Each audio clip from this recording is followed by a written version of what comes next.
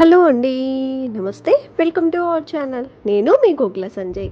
ఎలా ఉన్నారండి అందరూ? మీరందరూ కూడా ఆనందంగా, ఆరోగ్యంగా ఉండాలని ఆ దేవుడిని మనస్ఫూర్తిగా కోరుకుంటూ ఇవాల్టి ఈ వీడియోలో చూస్తున్నారు కదా! నెల్లూరులో రొట్టెల పండగకైతే వెళ్ళిపోయామండి. సో, నేను మా ఫ్రెండ్స్‌తో కలిసి నెల్లూరుకి వెళ్ళిపోయాము. అసలు ఈ రొట్టెల పండుగ అంటే ఏమిటి? ఈ రొట్టెల పండుగ ఎందుకు చేసుకుంటున్నారు? నిజంగానే రొట్టెల పండుగలో మనం అనుకున్న కోరికలు నెరవేరుతాయా? అనే కంప్లీట్ వ్లాగ్‌నైతే ఈరోజు ఈ వీడియోలో మీతో షేర్ చేసుకుంటున్నాను. సో, ఆలస్యం చేయకుండా వీడియోలోకి వెళ్ళిపోదాము. చూస్తున్నారు కదా! మేమైతే అర్లీ మార్నింగ్ మా ఫ్రెండ్స్‌తో కలిసి ఇలా ఒక టెంపో బుక్ చేసుకొని తిరుపతి నుండైతే బయలుదేరేసామండి. సో, అర్లీ మార్నింగ్ 5:00 అంటే లేడీస్‌కి కొంచెం కష్టంగానే ఉంటుంది కాబట్టి, ఒక వాళ్ళ ఏరియాస్‌ని బట్టి అక్కడికైతే వెళ్ళి వెహికల్‌ని పిక్ చేసుకొని మరి ఇలా అయితే మేము బయలుదేరేసరికి 5-6 అయితే అయిపోయిందనమాట. సో, అందరి హౌసెస్ దగ్గరికి వెళ్ళి పిక్ చేసుకొని బయలుదేరడం కోసం అయితే 6 అయిపోయింది. సో, 6 నుంచి అయితే మేము ఇంకా టిఫిన్ ఏమీ చేయలేదు కాబట్టి దారి మార్గంలో అయితే అమరావతి అనే రెస్టారెంట్ అయితే ఉందండి. సో, చాలా బాగా అనిపించిందనమాట. సో, అక్కడికైతే వెళ్ళి అక్కడ టిఫిన్ అయితే చేయడం జరిగింది. ఆల్మోస్ట్ ఆల్ 7:30-8 ఆ టైంలో అయితే రీచ్ అయిపోయాము అక్కడికైతే. సో, చూస్తున్నారు కదా! ఎవరికి కావాల్సింది వాళ్ళు ఆర్డర్ చేసేసుకొని టిఫిన్ అయితే చేసేసాము. ఇంకా ఫ్రెండ్స్ అంటే మా యోగా క్లాస్ ఫ్రెండ్స్ అండి. సో, యోగాకైతే నేను రెగ్యులర్‌గా వెళ్తూ ఉంటాను. సో, మా మేడం ఊరైతే నెల్లూరండి. ఎవ్రీ ఇయర్ కూడా మాకు రొట్టెలు తెచ్చిస్తూ ఉన్నారు. కానీ మేము సరదాగా లాస్ట్ ఇయర్ అయితే నేను మిస్ అయ్యాను. సో, అందరూ ఫ్రెండ్స్ అందరూ కలిసి ఈ విధంగా వెహికల్ పెట్టేసుకొని వెళ్ళారనమాట నెల్లూరుకైతే. అలాగే నాకు రొట్టెలు కూడా తీసుకొచ్చారు. సో, ఈ ఇయర్ నేను కూడా వెళ్దాము. అసలు ఎలా ఉంటుంది? నిజంగానే ఇక్కడ కోరికలు నెరవేరుతాయా? తెలుసుకుందాము కంప్లీట్ స్టోరీ అని చెప్పి నేను కూడా ఇలా వీళ్ళతో కలిసి నేను కూడా రొట్టెల పండగకైతే ఈ ఇయర్ అయితే అటెండ్ అయిపోయాను. సో, చూస్తున్నారు కదండీ ఫ్రెండ్స్ అందరితో కూడా ఇలా వెళ్ళడం అనేది చాలా సరదాగా ఉంటుంది కదా! సో, మేమైతే దారి మార్గంలో ఇంకా వాళ్ళకి తగ్గట్టుగా స్నాక్స్ అలాంటివి కూడా తెచ్చుకొని అలా మాట్లాడుకుంటూ అసలు బోర్ అనేది తెలియకుండా అలా ఎంజాయ్ చేస్తూ వెళ్ళిపోయామనమాట. సో, చూస్తున్నారు కదా! ఇదే నెల్లూరు దగ్గరకైతే రీచ్ అయిపోయాము.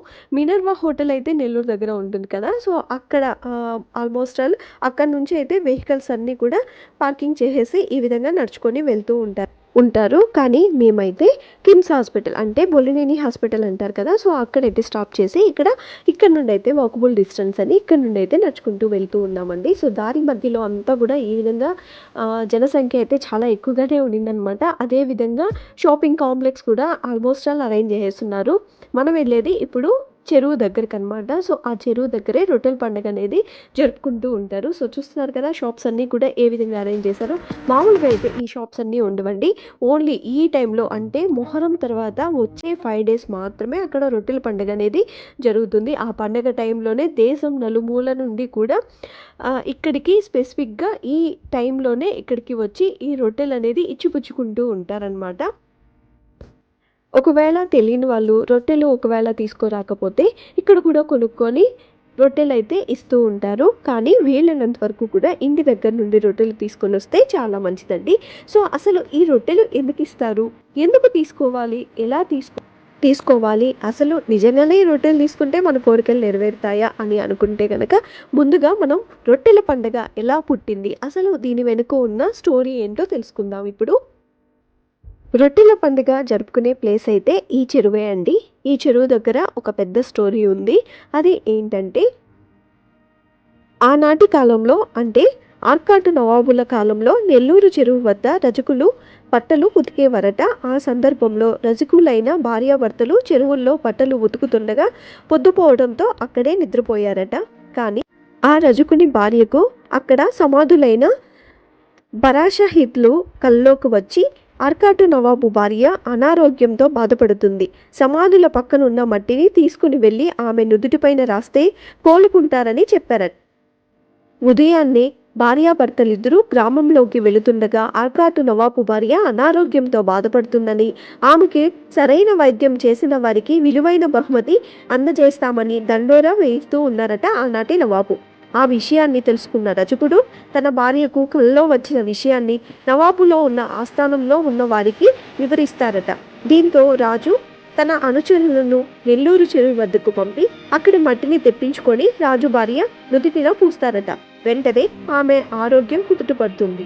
దీంతో ఆ రాజుకి పట్టలేనంత సంతోషంతో తన భార్యతో కలిసి నెల్లూరు చెరువుకి సమీపంలో ఉన్న సమాధుల వద్దకు వచ్చి బరాషాహిదులను ప్రార్థనలు చేసి తమ వెంట తెచ్చుకున్న రొట్టెల్లో కొన్నింటిని అక్కడ వారికి పంచుతారట.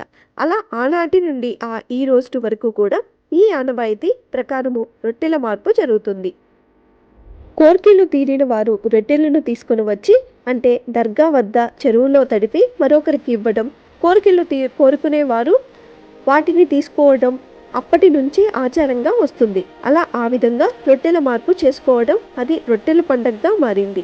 అప్పట్లో ఈ పండుగను మొహరం నెలలో ఒక్కరోజు మాత్రమే జరుపుకునేవారు. కాలగణంలో భక్తుల తాకిడి కుల మతాలుగా అంటే అతీతంగా అందరూ పాల్గొనడంతో ఈ పండుగ మొహరం రోజు నుండి 5 days అయితే జరుపుకుంటూ ఉంటారండి. ఇలా ఇంటిలో తయారు చేసుకొచ్చిన చపాతీలు అంటే రొట్టెలను నీళ్ళలో దిగి తలపై ముసుగు వేసుకొని మార్పిడి చేసుకుంటూ ఉంటారు భక్తులు. ఒక్క సంవత్సరం అక్కడికి వెళ్ళి మనకు ఏదైనా కోరిక ఉంటే గనక అక్కడ ఆ కోరికకి సంబంధించిన రొట్టెని తీసుకొని వచ్చి అంటే ఉదాహరణకు ఆరోగ్యం గురించి మొక్కు కంటే ఫలితం కనిపిస్తే గనక మరుసటి ఏడాది ఆరోగ్య రొట్టె కావాల్సిన వారికి పంచి మొక్కు చెల్లిస్తూ ఉంటారు. అలాగే విద్య రొట్టె, పెళ్లి రొట్టె, సౌభాగ్య రొట్టె, సంతాన రొట్టె, వీసా రొట్టె, అభివృద్ధి రొట్టె, సమైక్యాంధ్ర రొట్టె అంటే సంతోషంగా ఉండడానికి రొట్టె. ఇలా ఎన్నో రకాలుగా రొట్టెలను ఇచ్చి పుచ్చుకుంటూ ఉంటారు. వివిధ కోరికలకు సంబంధించి స్వీకరించుకుంటున్న రొట్టెలకు బదులుగా తిరిగి మరుసటి సంవత్సరం 1కి 2 రొట్టెల చొప్పున ఈ స్వర్ణాల చెరువు వద్ద భక్తులకు పంచుతూ ఉంటారు.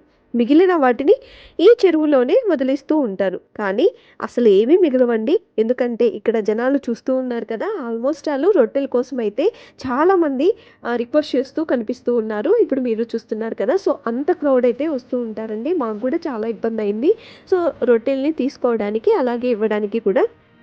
సో చూస్తున్నారు కదా, ఇది ఫలానా కోరికకు సంబంధించిన రొట్టె అని సులభంగా గుర్తించేందుకు కూడా అక్కడక్కడ బ్యానర్లు కూడా ఏర్పాటు చేస్తూ ఉంటారు. కానీ నిజానికి మంచి మనసుతో ఇచ్చే ఎలాంటి పదార్థాలైనా సరే మన కోరికలు నెరవేరాలని, అలాగే మనం ఎలాంటి కోరికలు కోరుకున్నా నిండు మనసుతో ఇచ్చే ఆ రొట్టెలను స్వీకరించడానికి నేను ఇంత దూరం అయితే వచ్చేసానండి. ఈ రొట్టెల కోసం అయితే దాదాపుగా దేశం నలుమూల ప్రాంతాల నుండి వస్తారండి. చూస్తున్నారు కదా క్రౌడ్ కూడా ఏ విధంగా ఉన్నారో నీకే అర్థమవుతుంది ఇక్కడ ఈ రొట్టెల పండుగ అంటే ఎంత పవర్ ఉంటుందో. వాళ్ళ కోరికలు నెరవేరి ఆ తర్వాత వచ్చిన వాళ్ళ సంఖ్య ఎక్కువగా కనిపిస్తూ ఉందట. ప్రతి సంవత్సరం కూడా అంటే ఎక్కువ ఇంక్రీజ్ అవుతూ ఉన్నారట.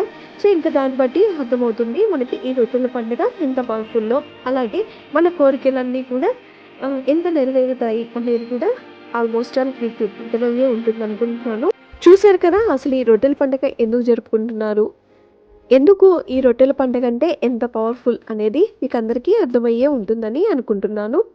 నెక్స్ట్ మరొక మంచి వీడియోలో అయితే నేను నెల్లూరు దగ్గర ఉన్న పెంచులకోన ఆలయం దగ్గరికి అయితే వెళ్ళానండి. అక్కడ ఉన్న కంప్లీట్ బ్లాగ్ని అయితే నేను నెక్స్ట్ వీడియోలో మీతో షేర్ చేసుకుంటాను. ఈ వీడియో కనుక మీకు నచ్చినట్లయితే లైక్ చేసి షేర్ చేసి సబ్స్క్రైబ్ చేశారంటే, అలాగే పక్కనే ఉన్న బెల్ బటన్ ఆల్ ఆప్షన్ కనుక క్లిక్ చేశారంటే ఇలాంటి మరెన్నో వీడియోస్ ఉంటా మీకు నోటిఫికేషన్లో వస్తాయండి. మరొక మంచి వీడియోలో మళ్ళీ కలుద్దాం. అంతవరకు సెలవు తీసుకుంటున్నాను.